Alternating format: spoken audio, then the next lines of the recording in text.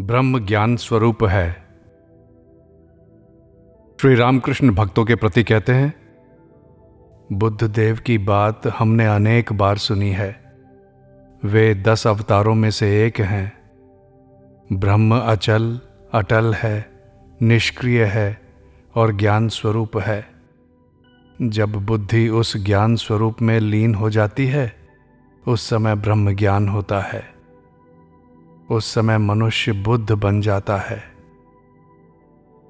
न्यांगटा तोतापुरी कहा करता था, मन का लय बुद्धि में और बुद्धि का लय ज्ञान स्वरूप में हो जाता है। जब तक अहम भाव रहता है, तब तक ब्रह्म ज्ञान नहीं होता। ब्रह्म ज्ञान होने पर, ईश्वर का दर्शन होने पर अहम अपने वश में आ जाता है। ऐसा ना होने पर अहम को वशीभूत नहीं किया जा सकता। अपनी परछाई को पकड़ना कठिन है, परंतु सूर्य जब सिर पर आ जाता है तो परछाई आधे हाथ के भीतर रहती है। भक्त पूछता है, ईश्वर दर्शन का स्वरूप कैसा है? नाटक का अभिनय नहीं देखा है? लोग सब आपस में बातचीत कर रहे हैं। ऐसे समय पर्दा उठ गया, तब सब लोगों का सारा मन अभिनय में लग जाता है। फिर बाहर की ओर दृष्टि नहीं रहती। इसी का नाम है समाधिस्थ होना। फिर पर्दा गिरने पर पुनः बाहर की ओर दृष्टि। माया रूपी पर्दा गिरने पर फिर मनुष्य बहिर्मुख हो जाता है। अब नरेंद्र बंदोपाध्याय के प्रति कहते हैं, तुमने अनेक देशों में भ्रमण किया है, कुछ साधुओं की कहानी सुनाओ। बंदोपाध्याय ने भूटान में 2 योगियों को देखा था। वे आधा सेर नीम का रस पी जाते थे। यही सब कहानियां कह रहे हैं। फिर नर्मदा के तट पर साधु के आश्रम में गए थे। उस आश्रम में साधु ने पैंट पहने बंगाली बाबू को देखकर कहा था, इसके पेट में छुरी है। देखो, साधुओं के चित्र घर में रखने चाहिए। इससे सदा ईश्वर का उद्दीपन होता है। बंदोपाध्याय कहते हैं, मैंने आपका चित्र कमरे में रखा है और साथ ही एक पहाड़ी साधु का चित्र भी रखा है। हाथ में गांजा की चिलम में आग जल रही है। हाँ, साधुओं का चित्र देखने से उद्दीपन होता है। जैसे मिट्टी का बना हुआ आम देखने से वास्तविक आम का उद्दीपन होता है। युवती स्त्री देखने से लोगों के मन में जिस प्रकार भोग का उद्दीपन होता है। इसीलिए तुम लोगों से कहता हूं कि सदैव ही साधु संग आवश्यक है। संसार की ज्वाला तो देखी है, भोग लेने में ही ज्वाला है। चील के मुंह में जब तक मछली थी, तब तक झुंड के झुंड कौवे आकर उसे तंग कर रहे थे। साधु संगति में शांति होती है। जल के भीतर मगरमच्छ बहुत देर तक रहता है। सांस लेने के लिए एक एक बार जल के ऊपर चला आता है। उस समय सांस लेकर शांत हो जाता है। अब नाटक वाला कहता है, जी आपने भोग की बातें कही सो ठीक है। ईश्वर से भोग मांगने पर अंत में विपत्ति होती है। मन में कितने प्रकार की कामनाएं उठ रही हैं। सभी कामनाओं से तो मंगल नहीं होता। ईश्वर कल्पतरु हैं। मनुष्य उनसे जो कुछ भी मांगता है वही उसे प्राप्त होता है। अब उसके मन में यदि ऐसी भावना हो कि ये तो कल्पतरु हैं, अच्छा देखें यदि शेर यहां पर आ जाए तो जाने। बस शेर की याद करते ही शेर आ खड़ा होता है और उसे खा जाता है। हाँ, यह ध्यान में रखना कि शेर आता है। अधिक और क्या कहूं, इधर मन रखो, ईश्वर को ना भूलो। सरल भाव से उन्हें पुकारने पर वे दर्शन देंगे। एक और बात, नाटक के अंत में कुछ हरिनाम करके समाप्त किया करो। इससे जो लोग गाते हैं और जो लोग सुनते हैं, वे सभी ईश्वर का चिंतन करते करते अपने अपने स्थानों में जाएंगे। नाटक वाले प्रणाम करके विदा हुए। गृही भक्तों की स्त्रियों को उपदेश। 2 भक्तों की स्त्रियों ने आकर श्री रामकृष्ण को प्रणाम किया।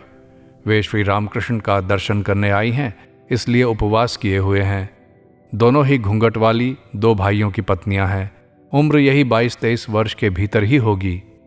दोनों ही पुत्रों की माताएं हैं। श्री रामकृष्ण स्त्रियों के प्रति कहते हैं, देखो, तुम शिव पूजा किया करो। कैसे पूजा करनी होती है, नित्य कर्म नाम की पुस्तक है, उसे पढ़कर देख लेना। देव पूजा करने से बहुत देर तक देवता का नाम कर सकोगी। फूल चुनना, चंदन घिसना, देवता के बर्तनों को मलना, देवता के लिए जलपान की सामग्री को सजाना, ये सब काम करने से उधर ही मन लगा रहेगा। नीच बुद्धि, हिंसा, क्रोध ये सब भाग जाएंगे। तुम दोनों देवरानी जेठानी जब आपस में बातचीत किया करो तो देवताओं की ही बातें किया करो। किसी प्रकार से ईश्वर में मन को लगा देना। एक बार भी उनकी विस्मृति ना हो। जैसे तेल की धार, उसके बीच कुछ और नहीं है। एक ईंट या पत्थर को भी यदि ईश्वर मानकर भक्ति के साथ उसकी पूजा करो तो उससे भी उनकी कृपा से ईश्वर दर्शन हो सकता है। पहले जो कहा शिव पूजा, ये सब पूजा करनी चाहिए। उसके बाद मन पक्का हो जाने पर अधिक दिन पूजा नहीं करनी पड़ती। उस समय सदा ही मन का योग बना रहता है, सदा ही स्मरण मनन होता रहता है। बड़ी बहू श्री रामकृष्ण के प्रति कहती है, हमें क्या कृपा कर कुछ मंत्र दे देंगे? मैं तो मंत्र नहीं देता। मंत्र देने से शिष्य का पाप ताप लेना पड़ता है। मां ने मुझे बच्चे की स्थिति में रखा है। अब तुम्हें जो शिव पूजा के लिए कह दिया है वही करो। बीच बीच में आती रहना। बाद में ईश्वर की इच्छा से जो होने का है होगा। स्नान यात्रा के दिन फिर आने की चेष्टा करना। घर पर हरिनाम करने के लिए मैंने जो कहा था, क्या वो हो रहा है? जी हां। तुम लोग उपवास करके क्यों आई हो? खाकर आना चाहिए। स्त्रियां मेरी मां का एक एक रूप है ना, इसीलिए मैं उनका कष्ट नहीं देख सकता। जगन माता का एक एक रूप। खाकर आओगी, आनंद में रहोगी। ये कहकर श्री रामलाल को आदेश दिया कि वो उन बहुओं को जलपान कराए। फलहारिणी पूजा का प्रसाद, लूची, तरह तरह के फल, ग्लास ग्लास भर शरबत और मिठाई आदि उन्होंने ग्रहण किया। तुम लोगों ने कुछ खा लिया तो अब मेरा मन शांत हुआ। मैं स्त्रियों को उपवासी नहीं देख सकता। श्री रामकृष्ण शिव मंदिर की सीढ़ी पर बैठे हैं। दिन के 5 बजे का समय होगा। पास ही अधर, डॉक्टर, निताई, मास्टर आदि 2-1 भक्त बैठे हैं। श्री रामकृष्ण भक्तों के प्रति कहते हैं, देखो, मेरा स्वभाव बदलता जा रहा है। अब कुछ गुह्य बातें कहने के उद्देश्य से एक सीढ़ी नीचे उतरकर भक्तों के पास जा बैठे। मनुष्य में ईश्वर का सबसे अधिक प्रकाश, अवतार तत्व। श्री रामकृष्ण कहते हैं, तुम लोग भक्त हो, तुमसे कहने में हानि नहीं। आजकल मुझे ईश्वर के चिन्मय रूप का दर्शन नहीं होता। साकार नर रूप में उनका दर्शन करता हूं। ईश्वर के रूप का दर्शन, स्पर्श तथा आलिंगन करना मेरा स्वभाव है। अब ईश्वर मुझसे कह रहे हैं, तुमने देह धारण की है, साकार नर रूपों के साथ आनंद करो। वे तो सभी भूतों में विद्यमान हैं, परंतु मनुष्य में अधिक प्रकट हैं। मनुष्य क्या कम है जी? ईश्वर का चिंतन कर सकता है, अनंत का चिंतन कर सकता है। दूसरा कोई प्राणी ऐसा नहीं कर सकता। दूसरे प्राणियों में, वृक्ष लताओं में तथा सर्वभूतों में वे हैं, परंतु मनुष्य में उनका अधिक प्रकाश है। अग्नि तत्व सर्वभूतों में है, सब चीजों में है, परंतु लकड़ी में अधिक प्रकट है। राम ने लक्ष्मण से कहा था, भाई देखो, हाथी इतना बड़ा जानवर है परंतु ईश्वर का चिंतन नहीं कर सकता। फिर अवतार में अधिक प्रकट हैं। राम ने लक्ष्मण से कहा था, भाई जिस मनुष्य में रागा भक्ति देखो, भाव में हंसता है, रोता है, नाचता है, वहीं पर मैं हूं। अब श्री रामकृष्ण चुपचाप बैठे हैं। थोड़ी देर बाद फिर बातचीत करने लगे। अच्छा, केशव सेन बहुत आता था। यहां पर आकर तो वह बहुत बदल गया। हाल में तो उसमें बहुत कुछ विशेषता आ गई थी। यहां दल बल के साथ कई बार आया था, फिर अकेले आने की इच्छा की थी। केशव का पहले वैसा साधु संग नहीं हुआ था। कोलू टोला के मकान पर भेंट हुई, हृदय साथ था। केशव सेन जिस कमरे में था उसी कमरे में हमें बैठाया। मेज पर शायद कुछ लिख रहा था। बहुत देर बाद कलम छोड़कर कुर्सी से नीचे उतरकर बैठा। हमें नमस्कार आदि कुछ नहीं किया। यहां पर कभी आता था। मैंने एक दिन भाव विभोर स्थिति में कहा, साधु के सामने पैर पर पैर रखकर नहीं बैठना चाहिए, उससे रजोगुण की वृद्धि होती है। वह जब भी आता मैं स्वयं उसे नमस्कार करता था। तब उसने धीरे धीरे भूमिष्ठ होकर नमस्कार करना सीखा। फिर मैंने केशव से कहा, तुम लोग हरिनाम किया करो, कलियुग में उनके नाम गुणों का कीर्तन करना चाहिए। तब उन लोगों ने खोल करताल लेकर हरिनाम करना प्रारंभ किया। हरिनाम में मेरा और भी विश्वास क्यों हुआ।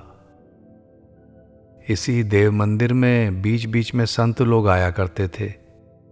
एक मुल्तान का साधु आया था, गंगा सागर के यात्रियों के लिए प्रतीक्षा कर रहा था।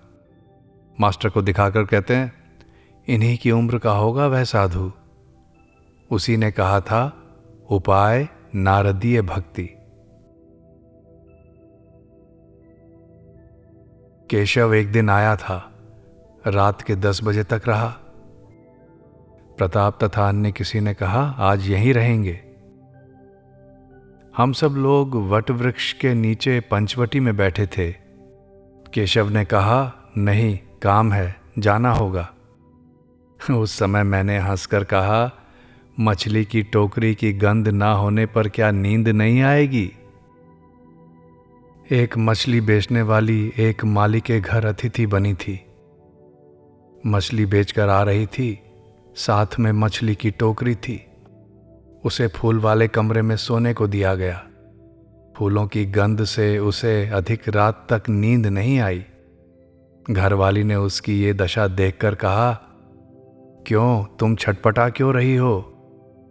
उसने कहा, कौन जाने भाई, शायद इस फूल की गंध से ही नींद नहीं आ रही है। मेरी मछली की टोकरी जरा ला दो तो संभव है नींद आ जाए। अंत में मछली की टोकरी लाई, उस पर जल छिड़क कर उसने नाक के पास रख ली, फिर खर्राटे के साथ सो गई। कहानी सुनकर केशव के दल वाले जोर से हंसने लगे।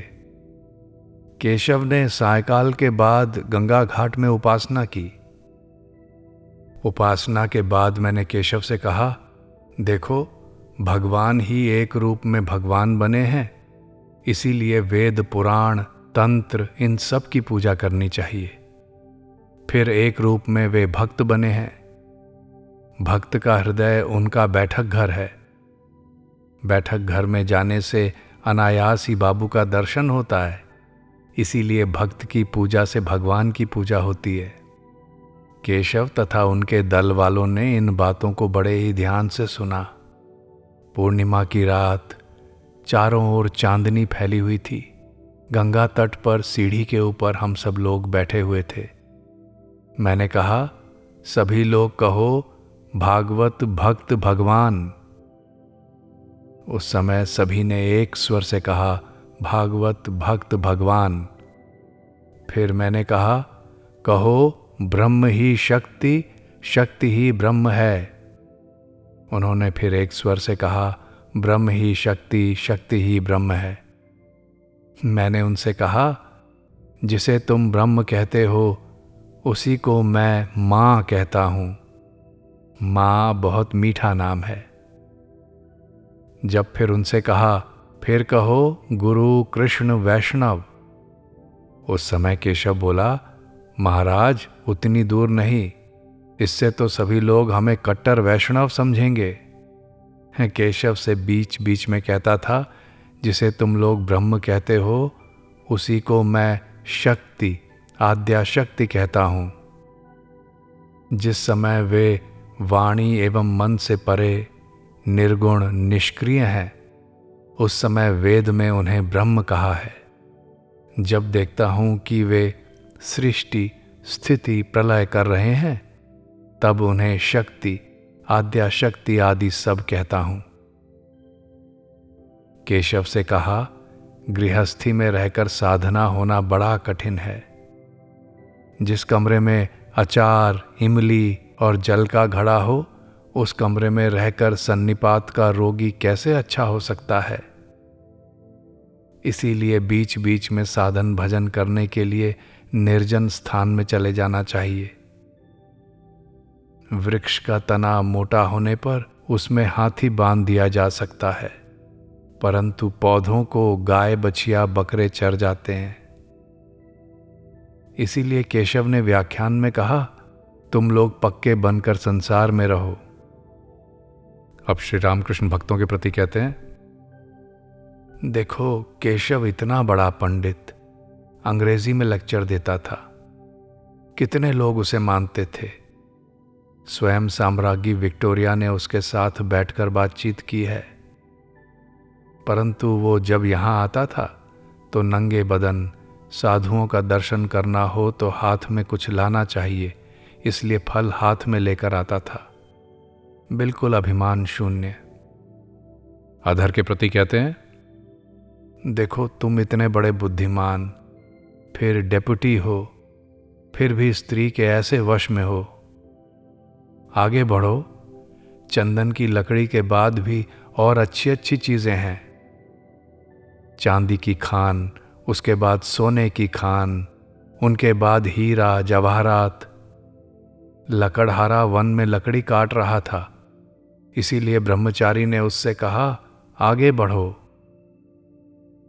शिव मंदिर से उतरकर श्री रामकृष्ण अब आंगन में से होकर अपने कमरे की ओर आ रहे हैं। साथ हैं अधर, मास्टर आदि भक्तगण। इसी समय विष्णु घर के सेवक पुजारी श्री राम चटर्जी ने आकर समाचार दिया, श्री मां की नौकरानी को हैजा हुआ है। राम चटर्जी श्री रामकृष्ण के प्रति कहते हैं, मैंने तो 10 बजे ही कहा था, आप लोगों ने नहीं सुना। मैं क्या करूं? आप क्या करेंगे? राखाल, रामलाल ये सब थे, उनमें से किसी ने कुछ न किया। मास्टर कहते हैं, किशोरी गुप्त दवा लाने गया है आलम बाजार से।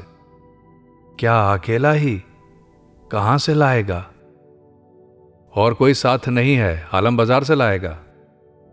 जो लोग रोगी की देखभाल कर रहे हैं उन्हें समझा दो कि रोग बढ़ने पर क्या करना होगा और रोग कम होने पर क्या खाएगी, ये भी बता दो। जी अच्छा। अब भक्त स्त्रियों ने आकर प्रणाम किया, उन्होंने विदा ली। श्री रामकृष्ण उनसे फिर बोले, शिव पूजा जैसे कहा वैसे किया करो और खा पी कर आया करो, नहीं तो मुझे कष्ट होता है।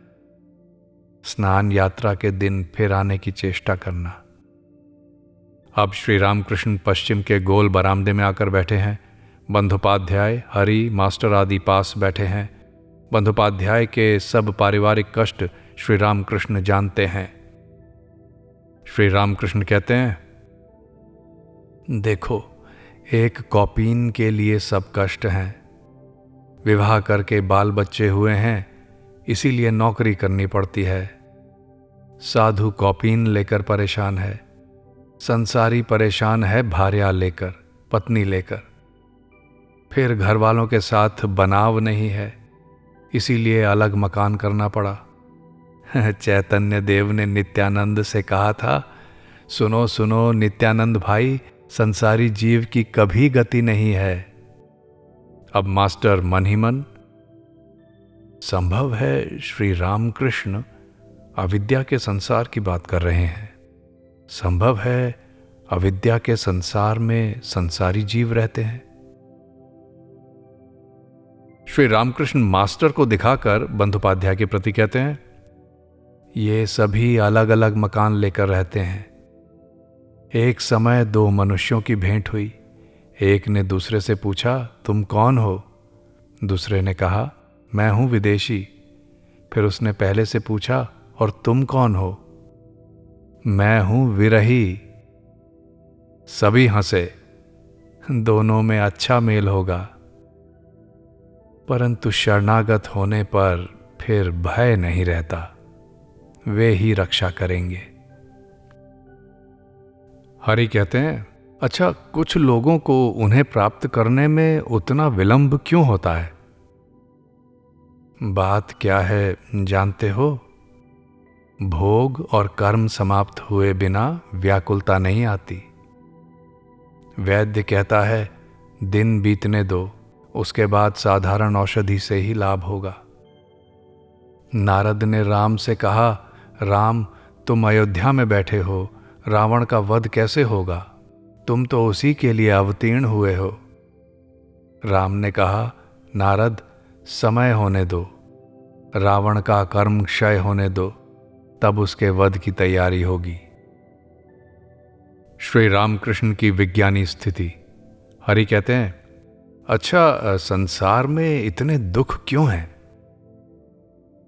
यह संसार उनकी लीला है, खेल की तरह।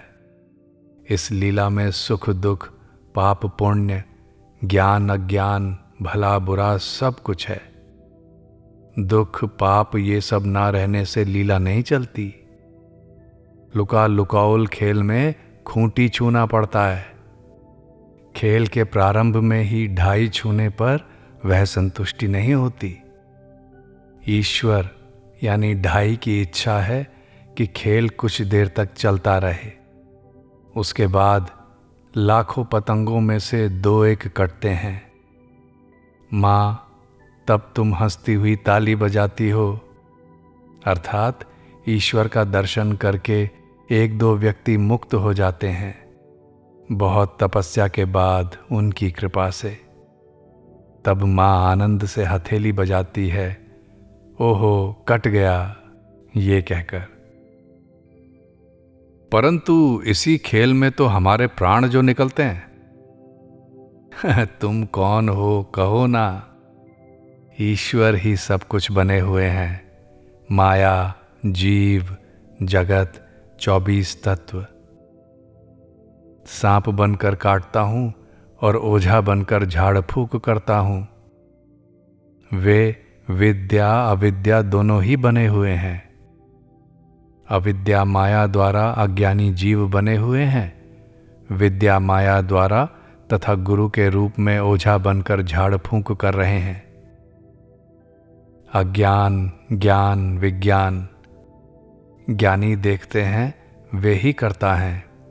सृष्टि स्थिति तथा संहार कर रहे हैं।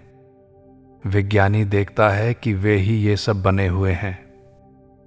महाभाव प्रेम होने पर देखता है, उनके अतिरिक्त और कुछ भी नहीं है। भाव के सामने भक्ति फीकी है। भाव पकने पर महाभाव प्रेम। अब बंदोपाध्याय के प्रति कहते हैं, क्या तुम अभी भी ध्यान के समय घंटे का शब्द सुनते हो? रोज उसी शब्द को सुनता हूं, फिर रूप का दर्शन। एक बार मन द्वारा अनुभव कर लेने पर क्या वह फिर रुकता है? हाँ, लकड़ी में एक बार आग लग जाने पर फिर बुझती नहीं। अब भक्तों के प्रति कहते हैं, ये विश्वास की अनेक बातें जानते हैं। मेरा विश्वास बहुत अधिक है। अपने घर की औरतों को बलराम की लड़कियों के साथ लाना। बलराम कौन है? बलराम को नहीं जानते? बोसपाड़ा में घर है। किसी सरल चित्त व्यक्ति को देखकर श्री रामकृष्ण आनंद में विभोर हो जाते हैं। बंदोपाध्याय बहुत सरल हैं, निरंजन भी सरल हैं, निरंजन भी सरल है, इसीलिए उसे भी बहुत चाहते हैं। श्री रामकृष्ण अब मास्टर के प्रति कहते हैं, तुम्हें निरंजन से मिलने के लिए क्यों कह रहा हूं? यह देखने के लिए कि वो वास्तव में सरल है या नहीं।